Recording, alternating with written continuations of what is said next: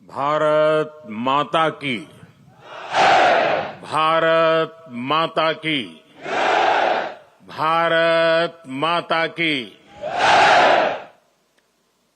सरदार साहब की ओजस्व वाणी statue of unity के समीप ये भव्य कार्यक्रम एकता नगर का ये विहंगम दृश्य और यहां हुई शानदार परफॉर्मेंसेज, ये मिनी इंडिया की झलक, सब कुछ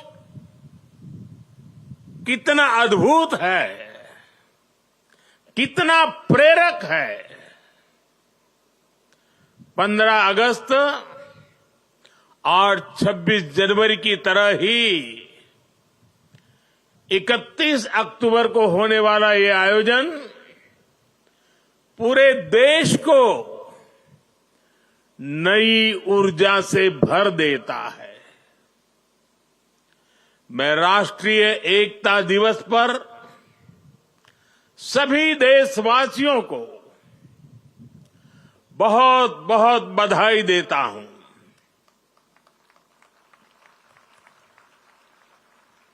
साथियों, इस बार का राष्ट्रीय एकता दिवस अद्भुत संयोग लेकर आया है।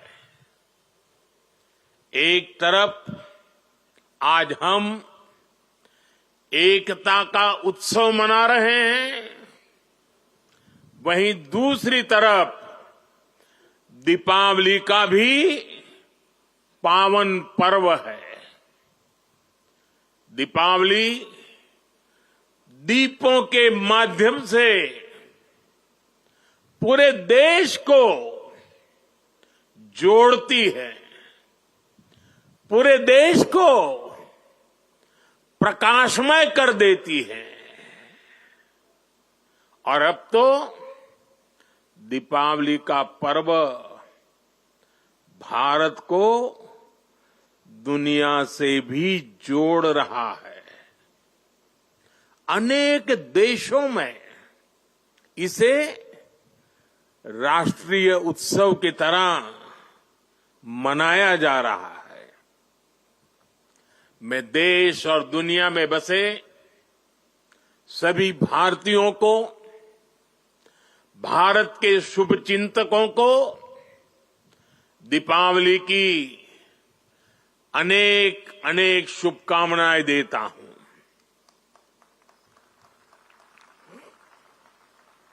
साथियों,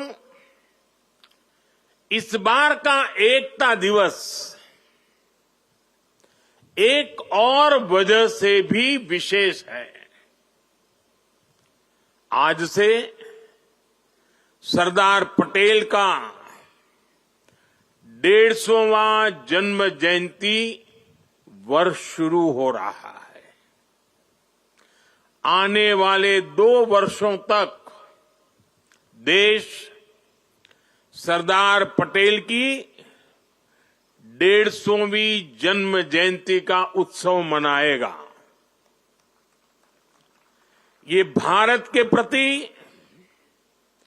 उनके असाधारण योगदान के प्रति देशवासियों की कार्यांजलि है। 2 वर्ष का ये उत्सव एक भारत श्रेष्ठ भारत के हमारे संकल्प को मजबूत करेगा। ये अवसर हमें सीख देगा कि असंभव से दिखने वाले काम को भी संभव बनाया जा सकता है।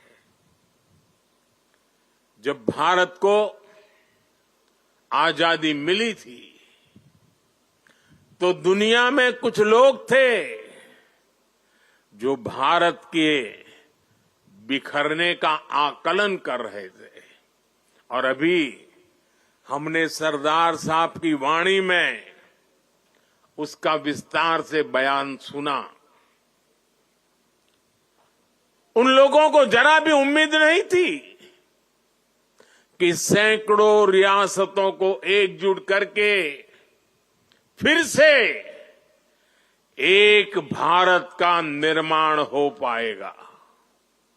लेकिन सरदार साहब ने ये करके दिखाया। ये इसलिए संभव हुआ क्योंकि सरदार साहब व्यवहार में यथार्थवादी, संकल्प में सत्यवादी, कार्य में मानवतावादी और ध्येय में राष्ट्रवादी थे। साथियों, आज हमारे पास छत्रपति शिवाजी महाराज की प्रेरणा भी है। उन्होंने आक्रांताओं को खदेड़ने के लिए सबको एक किया। ये महाराष्ट्र का रायगढ़ किला आज भी साक्षात वो गाथा कहता है। छत्रपति शिवाजी महाराज ने रायगढ़ के किले से राष्ट्र के अलग अलग विचारों को एक उद्देश्य के लिए एकजुट किया था। आज यहां एकता नगर में हम रायगढ़ के उस ऐतिहासिक किले के उसकी छवि हमारे सामने प्रेरणा का प्रतीक बन के खड़ी है।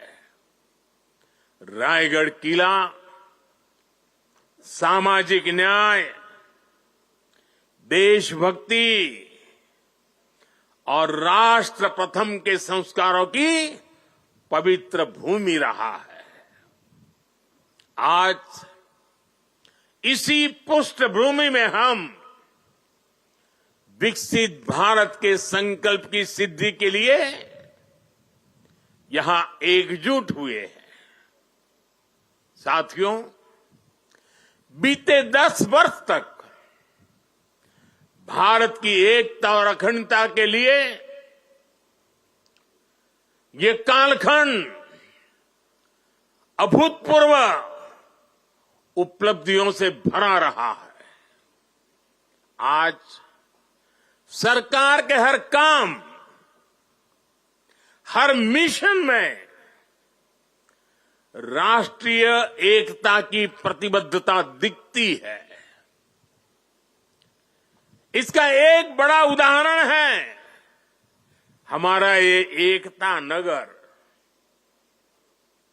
यहां स्टैच्यू ऑफ यूनिटी है और इसके सिर्फ नाम में यूनिटी है ऐसा नहीं है, इसके निर्माण में भी यूनिटी है। इसको बनाने के लिए पूरे देश के कोने कोने से, देश के किसानों के पास से खेत में उपयोग किए औजार का लोहा पूरे देश से यहां लाया गया, क्योंकि सरदार साहब लोह पुरुष थे, किसान पुत्र थे। इसलिए लोहा, और वो भी खेत में उपयोग किए औजार वाला लोहा, यहां लाया गया। यहां देश के हर कोने से वहां की मिट्टी लाई गई है। इसका निर्माण स्वयं में एकता की अनुभूति कराता है। यहां पर एकता नर्सरी बनी है। यहां विश्व वन है जहां दुनिया के हर महाद्वीप के पेड़ पौधे हैं।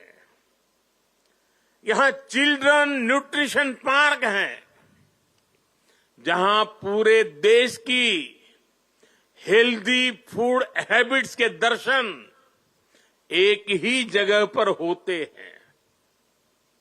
यहां आरोग्य वन है, जहां देश की अलग हिस्सों की आयुर्वेद परंपरा का, पौधों का समावेश है।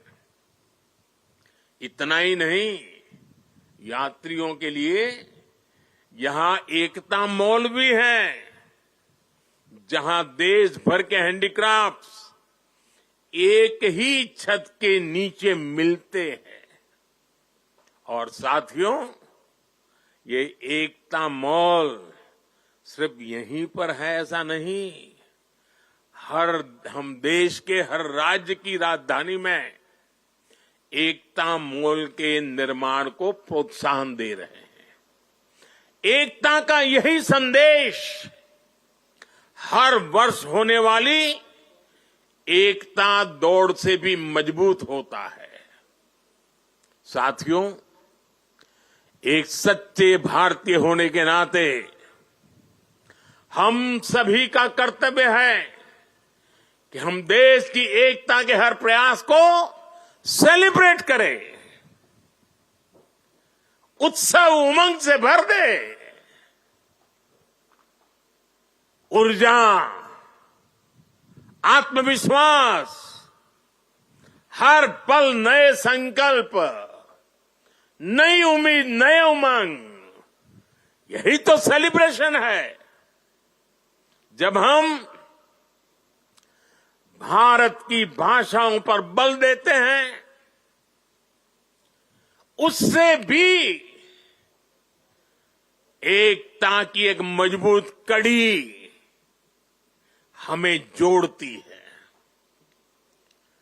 नई राष्ट्रीय शिक्षा नीति में हमने भारतीय भाषाओं में पढ़ाई पर विशेष बल दिया है। और आप सबको पता है, और देश ने गौरव भी अनुभव किया, दुनिया भर में उसे उत्सव के रूप में बनाया गया। वो कौन सा निर्णय था? हाल में ही सरकार ने मराठी भाषा, बांग्ला भाषा, असमिया भाषा, पाली भाषा और प्राकृत भाषा, इन भाषाओं को शास्त्रीय भाषाओं का दर्जा दिया है। सरकार के इस फैसले का सभी ने दिल से स्वागत किया है। और हम हमारी भाषा को मातृभाषा कहते हैं। और जब मातृभाषा का सम्मान होता है ना, तो हमारी अपनी माता का भी सम्मान होता है, हमारी धरती माता का सम्मान होता है, और हमारी भारत माता का सम्मान होता है। भाषा की तरह ही आज देश भर में चल रहे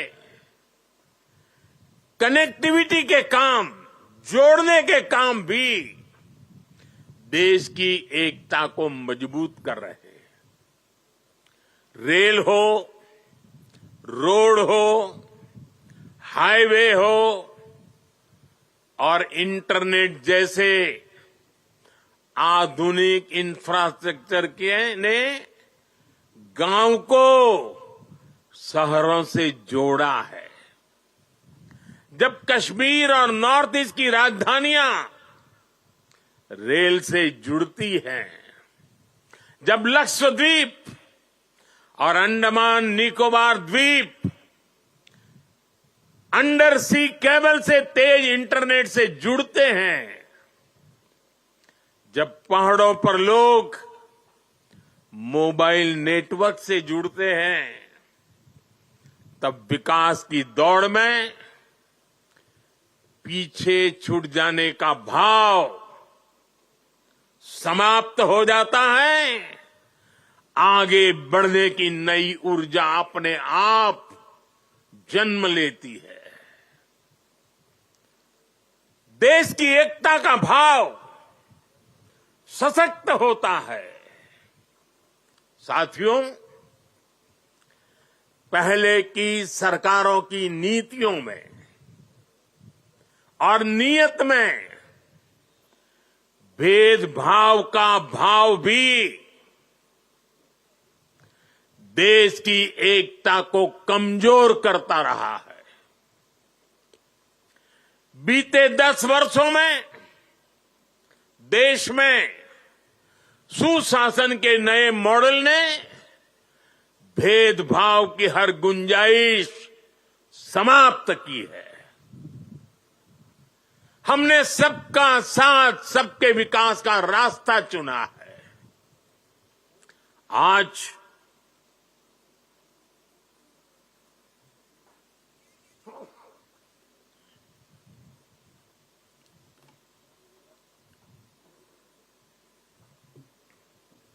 आज हर घर जल इस योजना से बिना भेदभाव जल पहुंचाने का प्रयास हो रहा है। आज पीएम किसान सम्मान निधि सबको मिलती है तो सबको बिना भेदभाव मिलती है। आज पीएम आवास के घर मिलते हैं तो सबको बिना भेदभाव मिलते हैं। आज आयुष्मान योजना का लाभ मिलता है तो बिना भेदभाव हर पात्र व्यक्ति को इसका फायदा होता है। सरकार की इस अप्रोच ने समाज में, लोगों में दशकों से व्याप्त असंतोष को समाप्त किया है। इस वजह से लोगों का सरकार पर भरोसा बढ़ा है, देश की व्यवस्थाओं पर भरोसा बढ़ा है। विकास और विश्वास की यही एकता एक भारत श्रेष्ठ भारत के निर्माण को गति देती है। और मुझे पूरा विश्वास है हमारी हर योजना में, हमारी हर नीति में और हमारी नीयत में एकता हमारी प्राण शक्ति है। इसे देख करके, सुन करके सरदार साहब की आत्मा जहां भी होगी हमें अवश्य आशीर्वाद देती होगी। साथियों, पूज्य बापू महात्मा गांधी कहा करते थे, विविधता में एकता को जीने के हमारे सामर्थ्य की निरंतर परीक्षा होगी। गांधी जी ने कहा था और आगे कहा था, इस परीक्षा को हमें हर हाल में पास करते रहना है। बीते 10 साल में भारत ने विविधता में एकता को जीने के हर प्रयास में सफलता पाई है। सरकार ने अपनी नीतियों और निर्णयों में एक भारत की भावना को लगातार मजबूत किया है।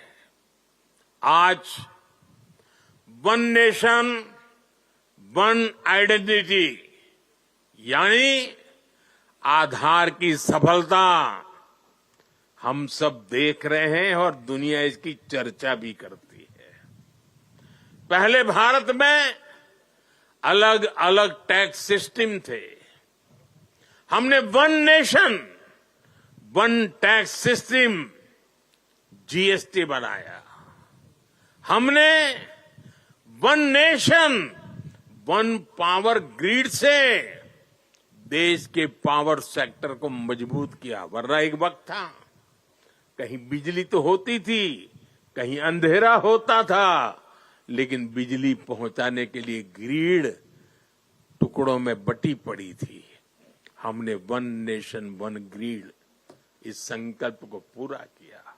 हमने one nation one ration card से गरीबों को मिलने वाली सुविधाओं को एक साथ जोड़ दिया, एकीकृत किया। हमने आयुष्मान भारत के रूप में one nation one health insurance की सुविधा देश के जन जन को दी है।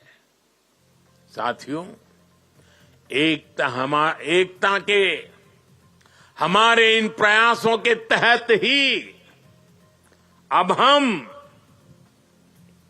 वन नेशन वन इलेक्शन पर काम कर रहे हैं, जो भारत के लोकतंत्र को मजबूती देगा, जो भारत के संसाधनों का ऑप्टिमम आउटकम देगा और देश विकसित भारत के सपने को पार करने में और नई गति प्राप्त करेगा, समृद्धि प्राप्त करेगा।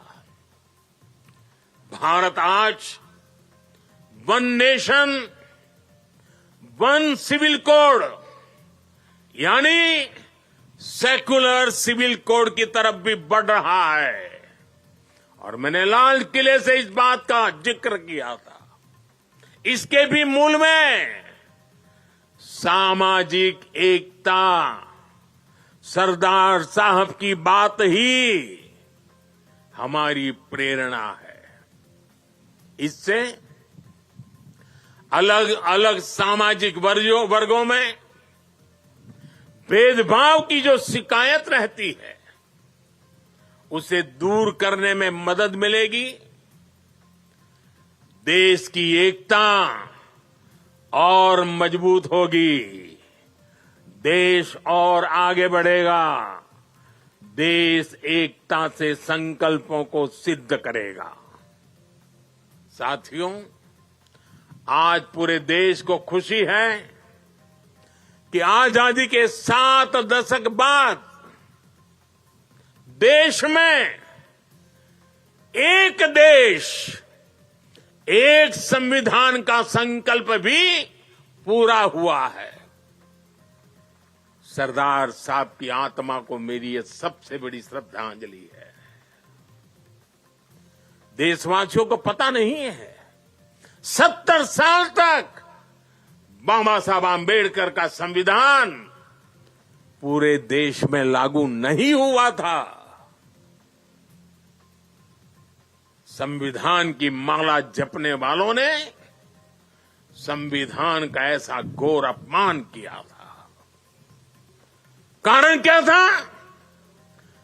जम्मू कश्मीर में आर्टिकल 370 की दीवार, आर्टिकल 370 जो देश में दीवार बन के खड़ी थी, संविधान को यहां रोक देती थी, वहां के लोगों के अधिकारों से उनको वंचित रखती थी।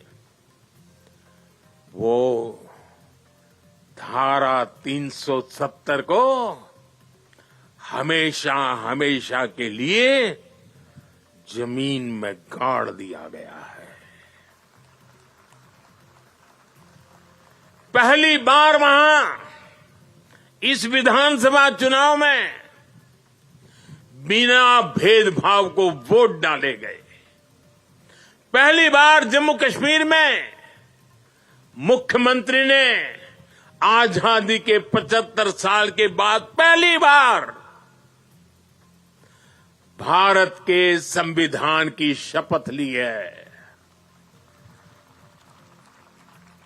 ये दृश्य अपने आप में भारत के संविधान निर्माताओं को अत्यंत संतोष देता होगा, उनकी आत्मा को शांति मिलती होगी और ये भी संविधान निर्माताओं के प्रति हमारी नम्र श्रद्धांजलि है।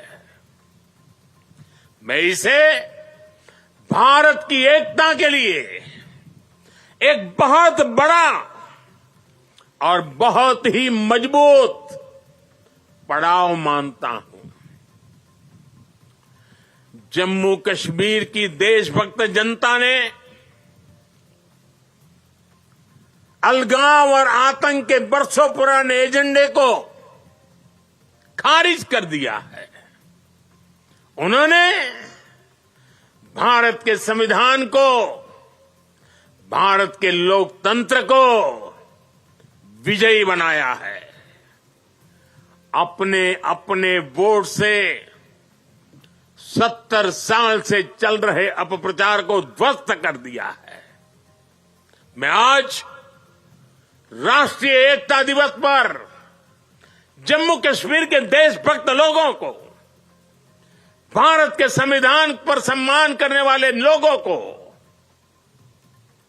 बहुत ही आदरपूर्वक सैल्यूट करता हूं। साथियों, बीते 10 साल में भारत ने ऐसे अनेक मुद्दों का समाधान किया है जो राष्ट्रीय एकता के लिए खतरा थे। आज आतंकियों के आकाओं को पता है कि भारत को नुकसान पहुंचाया तो भारत उन्हें छोड़ेगा नहीं। आप नॉर्थ ईस्ट में देखिए कितने बड़े संकट थे। हमने संवाद से, विकास और विश्वास से अलगाव की आग को शांत किया। बोडो समझौते ने असम में 50 सालों का विवाद खत्म किया है। ब्रू रियांग एग्रीमेंट, इसके कारण हजारों विस्थापित लोग अनेक दशकों के बाद अपने घर लौटे हैं। National liberation front of Tripura से हुए समझौते ने लंबे समय से चल रही अशांति खत्म की है। असम और मेघालय के बीच के सीमा विवाद को काफी हद तक हम सुलझा चुके हैं। साथियों, जब 21वीं सदी का इतिहास लिखा जाएगा तो उसमें एक स्वर्णिम अध्याय होगा कि कैसे भारत ने दूसरे और तीसरे दशक में नक्सलवाद जैसी भयानक बीमारी को जड़ से उखाड़ दिखाया, उखाड़ करके फेंका। आप याद करिए वो समय जब नेपाल के पशुपति से भारत के तिरुपति तक रेल कॉरिडोर बन चुका था। जिस जनजातीय समाज ने भगवान बिरसा मुंडा जैसे देशभक्त दिए, जिन्होंने हमारे सीमित संसाधनों के बावजूद भी देश के हर कोने में मेरे आदिवासी भाई बहनों ने आजादी के लिए अंग्रेजों से मुकाबला किया। ऐसे जनजातीय समाज में सोची समझी साजिश के तहत नक्सलवाद के बीज बो गए, नक्सलवाद की आग भड़काई गई। ये नक्सलवाद भारत की एकता और अखंडता के लिए बहुत बड़ी चुनौती बन गया था। मुझे संतोष है कि बीते 10 साल के अथक प्रयासों से आज नक्सलवाद भी भारत में अपनी अंतिम सांसें गिन रहा है। आज मेरा आदिवासी समाज उसे भी दशकों से जो प्रतीक्षा थी, वो विकास उसके घर तक पहुंच रहा है और इससे बेहतर भविष्य का विश्वास भी पैदा हुआ है। साथियों, आज हमारे सामने एक ऐसा भारत है जिसके पास दृष्टि भी है, दिशा भी है। इतना ही नहीं, इसके साथ जो जरूरी है, दृष्टि हो, दिशा हो, लेकिन उसे जरूरत होती है दृढ़ता की। आज देश के पास दृष्टि है, दिशा है और दृढ़ता भी है। ऐसा भारत जो सशक्त भी है, ऐसा भारत जो समावेशी भी है, ऐसा भारत जो संवेदनशील भी है, ऐसा भारत जो सतर्क भी है, जो विनम्र भी है और विकसित होने की राह पर भी है। ऐसा भारत जो शक्ति और शांति दोनों का महत्व जानता है। दुनिया भर में मची भारी उथल पुथल के बीच सबसे तेज गति से विकास करना ये सामान्य बात नहीं है। जब अलग अलग हिस्सों में युद्ध हो रहे हो, तब युद्ध के बीच बुद्ध के संदेशों का संचार करना सामान्य नहीं है। जब दुनिया के अलग अलग देशों में रिश्तों का संकट है, तब भारत का विश्व बंधु बनकर उभरना सामान्य नहीं है। जब दुनिया में एक देश की दूसरे देश से दूरी बढ़ रही है, तब दुनिया के देश भारत से निकटता बढ़ा रहे हैं। ये सामान्य नहीं है, ये नया इतिहास रचा जा रहा है। आखिर भारत ने ऐसा क्या किया है? साथियों, आज दुनिया देख रही है कि भारत कैसे अपने संकटों का दृढ़ता के साथ समाधान कर रहा है। आज दुनिया देख रही है कि भारत कैसे एकजुट होकर दशकों पुरानी चुनौतियों को समाप्त कर रहा है। और इसलिए हमें इस महत्वपूर्ण समय पर अपनी एकता को सहेजना है, उसे संभालना है। हमने एकता की जो शपथ ली है, उसे बार बार याद करना है, उस शपथ को जीना है। जरूरत पड़े तो उस शपथ के लिए जूझना है। हर पल इस शपथ की भाव को अपने जोम से भरते रहना है। साथियों, भारत के बढ़ते सामर्थ्य से,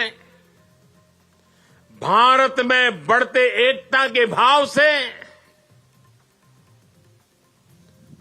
कुछ ताकतें, कुछ विकृत विचार, कुछ विकृत मानसिकताएं, कुछ ऐसी ताकतें बहुत परेशान है। भारत के भीतर और भारत के बाहर भी ऐसे लोग भारत में अस्थिरता, भारत में अराजकता फैलाने की कोशिश कर रहे हैं। वो भारत के आर्थिक हितों को चोट पहुंचाने में जुटी हैं। वो ताकतें चाहती कि दुनिया भर के निवेशकों में गलत संदेश जाए, भारत की नेगेटिव छवि उभरे। ये लोग भारत की सेनाओं तक को टारगेट करने में लगे हैं। मिस इन्फॉर्मेशन कैंपेन चलाए जा रहे हैं। सेनाओं में अलगाव पैदा करना चाहते हैं। ये लोग भारत में जात पात के नाम पर विभाजन करने में जुटे हैं। इनके हर प्रयास का एक ही मकसद है, भारत का समाज कमजोर हो, भारत की एकता कमजोर हो। ये लोग कभी नहीं चाहते कि भारत विकसित हो, क्योंकि कमजोर भारत की राजनीति, गरीब भारत की राजनीति ऐसे लोगों को सूट करती है। 5-5 दशक तक इसी गंदी घिनौनी राजनीति देश को दुर्बल करते हुए चलाई गई है। इसलिए ये लोग संविधान और लोकतंत्र का नाम लेते हुए भारत के जन जन के बीच में भारत को तोड़ने का काम कर रहे हैं। अर्बन नक्सलियों के इस गठजोड़ को, इनके गठजोड़ को हमें पहचानना ही होगा। और मेरे देशवासियों, जंगलों में पनपा नक्सलवाद, बम बंदूक से आदिवासी नौजवानों को गुमराह करने वाला नक्सलवाद जैसे जैसे समाप्त होता गया, अर्बन नक्सल का नया मॉडल उभरता गया। हमें देश को तोड़ने के सपने देखने वाले, देश को बर्बाद करने के विचार को लेकर के चलने वाले, मुंह पर जूठे नकाब पहने हुए लोगों को पहचानना होगा, उनसे मुकाबला करना ही होगा। साथियों, आज हालत ये हो गई है कि आजकल एकता की बात करना तक गुनाह बना दिया गया है। एक समय था जब हम बड़े गर्व के साथ स्कूल, कॉलेज में, घर में, बाहर सहज रूप से एकता के गीत गाते थे। जो पुराने लोग हैं उनको पता है हम क्या गीत गाते थे। हिंद देश के निवासी सभी जन एक है, हिंद देश के निवासी सभी जन एक है, रंग रूप वेश भाषा चाहे अनेक है। ये गीत गाए जाते थे। आज की तारीख में कोई ये गीत गाएगा तो उसको अरबन नक्सलों की जमात गालियां देने का मौका पकड़े लेगी। और आज कोई अगर कह दें कि एक है तो सेफ है, तो ये लोग एक है तो सेफ है उसको भी गलत तरीके से परिभाषित करने में लगेंगे। जो लोग देश को तोड़ना चाहते हैं, जो लोग समाज को बांटना चाहते हैं, उन्हें देश की एकता अखर रही है। और इसलिए मेरे देशवासियों, हमें ऐसे लोगों से, ऐसी विचारों से, ऐसी प्रवृत्ति से, ऐसी वृत्ति से पहले से भी ज्यादा सावधान होने की जरूरत है। हमें सावधान रहना है। साथियों, हम सब सरदार साहब को, उनके विचारों को जीने वाले लोग हैं। सरदार साहब कहते थे, भारत का सबसे बड़ा लक्ष्य एकजुट और मजबूती से जुड़ी शक्ति बनने का होना चाहिए। हमें याद रखना है, हिंदुस्तान विविधता वाला देश है। हम विविधता को सेलिब्रेट करेंगे, तभी एकता मजबूत होगी। आने वाले 25 साल एकता के लिहाज से बहुत ही महत्वपूर्ण है। इसलिए एकता के इस मंत्र को हमें कभी भी कमजोर नहीं पड़ने देना है। हर झूठ का मुकाबला करना है, एकता के मंत्र को जीना है। और ये मंत्र, ये एकता,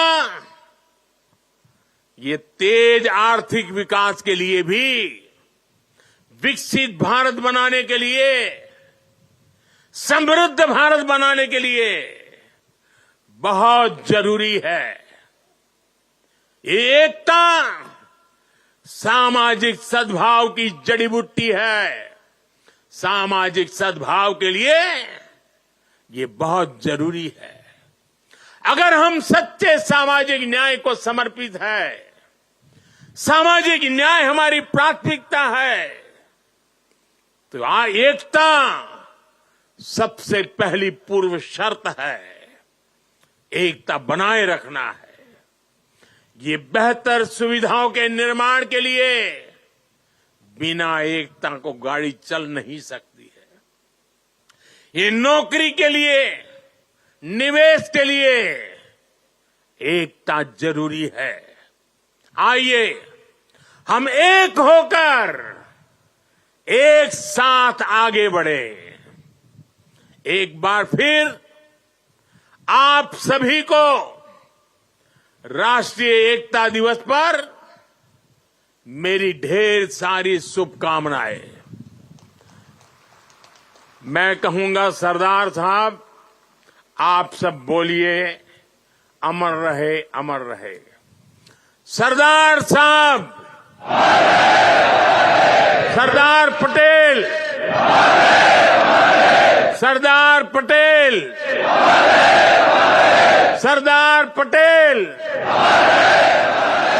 भारत माता की, भारत माता की, भारत माता की।